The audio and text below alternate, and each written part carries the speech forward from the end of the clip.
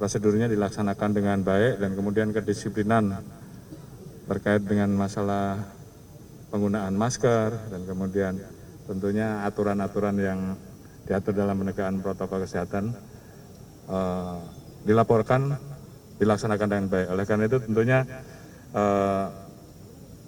tolong terus dipertahankan. Tadi saya bicara dengan Pak Gubernur, angka pertumbuhan di sini sudah 0,7%. Mudah-mudahan bisa melebihi angka nasional. Jadi selamat kepada masyarakat yang ada di wilayah Kelurahan Bulurukeng.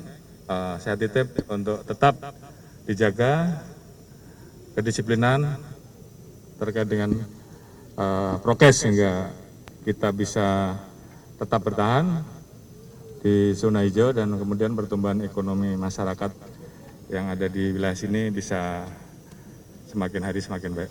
Demikian, terima kasih.